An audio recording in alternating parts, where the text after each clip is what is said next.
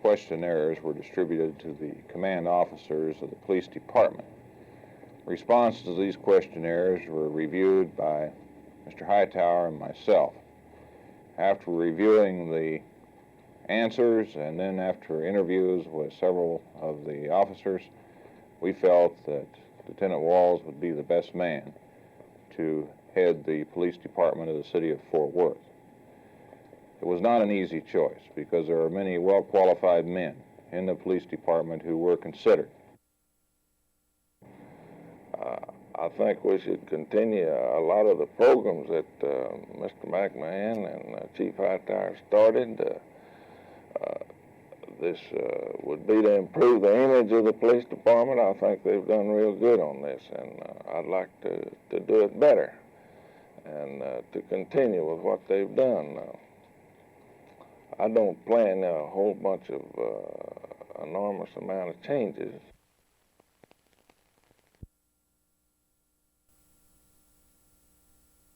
On Monday, I went with Gene Denton and Jim Favor, both from the city manager's office, who kept many of the facts and statistics. That we need more time before we can make an overall recommendation. I also think that we ought to spend a day here in Dallas with our own ambulance service and see what type of service we're getting here. Also, I think that we ought to visit another city to see similar service to where the citizens might pay for the service. A commercial service. A commercial service, right. And also, you know, it's a whether or not we should give, as we give fire service, as we give police protection, should the city pay for the service for the citizens of Dallas? From your impressions, spending a day each in Washington and Baltimore, what were your impressions of the service they give? Well, I was very impressed with the service in both places, as far as especially Baltimore, the type of service they were giving, and also in Washington. The people, the firemen, and the people that were involved in the program were very enthusiastic and very well trained and wanted to do a good job, and they were interested in case after case after case where they delivered babies, where they'd saved a fellow's life, that type of thing.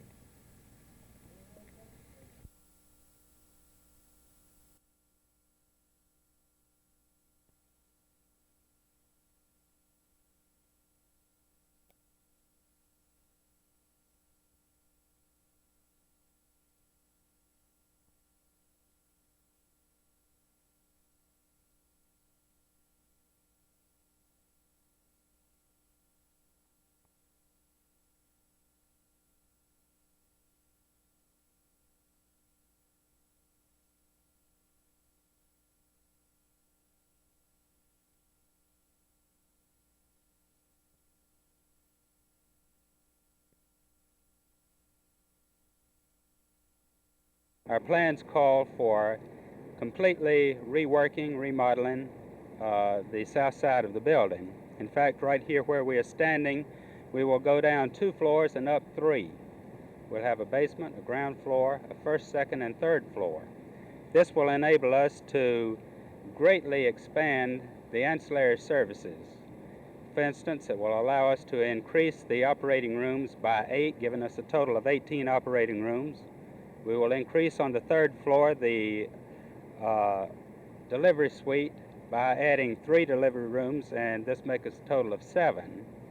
On the ground floor, of course, will be our expanded emergency room and part of the pediatric wing, which also will extend up to the 2nd floor. And in the basement, we will have an expanded department for our medical records, for cardiopulmonary, for microfilming, and some services like this, the supportive services. Included in the project, of course, is the completion of the upper 3 floors, and in conjunction with the first phase of our program, we have completed the 4th floor on the outpatient clinic, which is to my immediate left.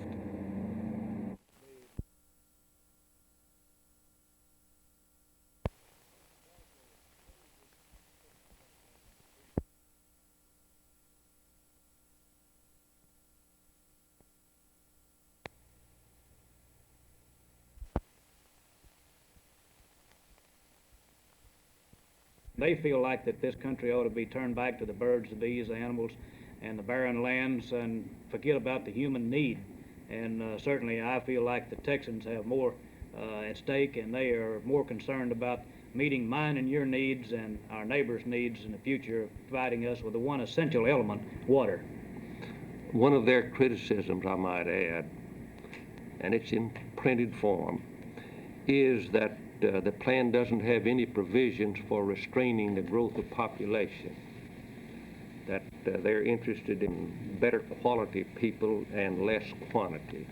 And certainly we're all interested in the quality of people. But I don't believe it's a function of the water plan to get into population control.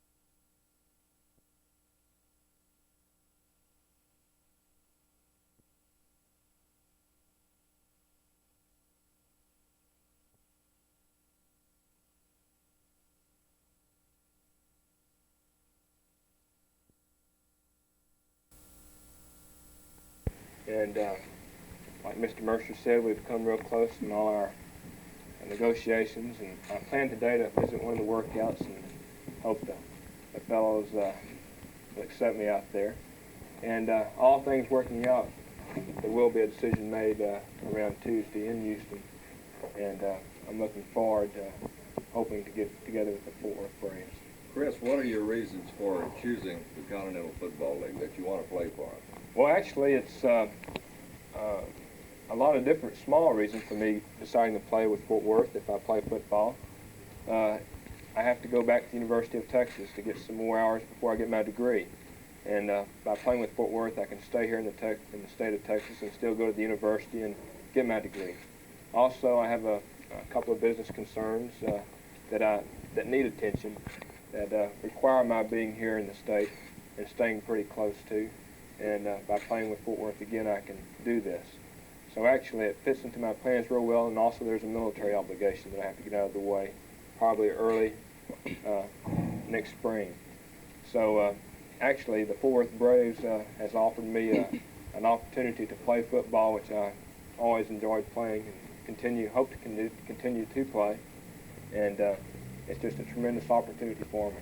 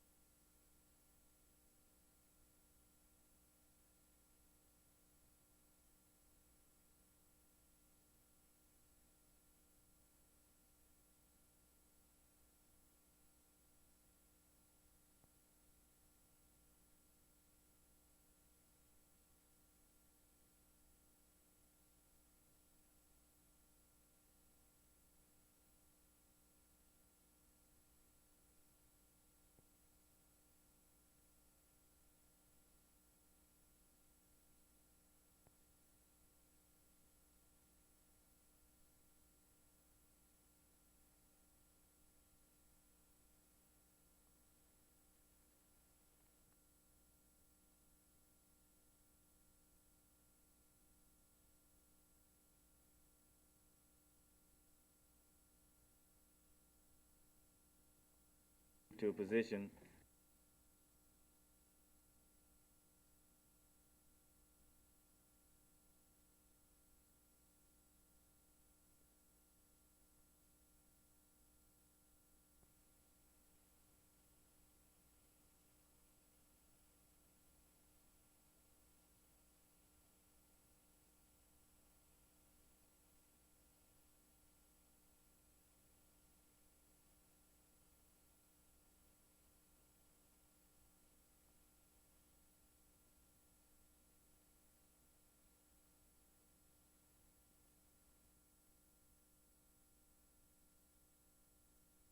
In some instances, it'll be a one-to-one exchange. For instance, we'll exchange with UTA one history professor for one history professor. However, in the area of management where we do have a void, we'll have a person come in from the University of Texas at Arlington to fill that. And so this will not be a one-to-one exchange. In most instances, though, it will be.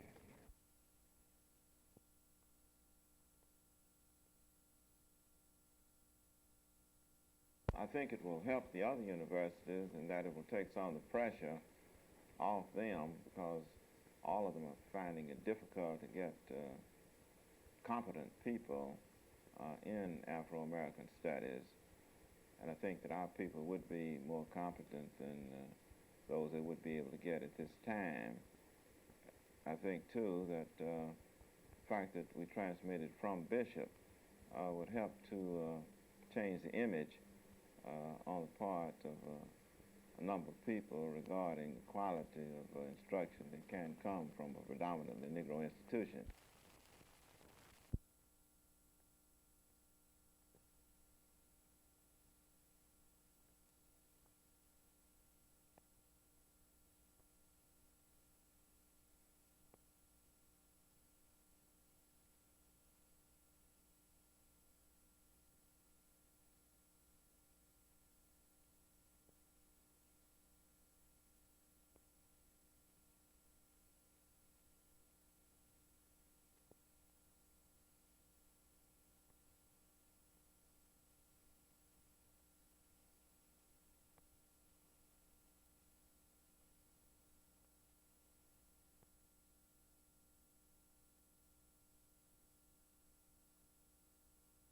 I really believe the Western tradition does believe that man has a moral duty to conquer nature. I mean, he is exclusively divine, so the Genesis tells us, given dominion over life and non-life, and joined to subdue the earth. And by God, the whole Western tradition, Judeo-Christian, has tried to give the best evidence of this dominion and subjugation that it possibly can.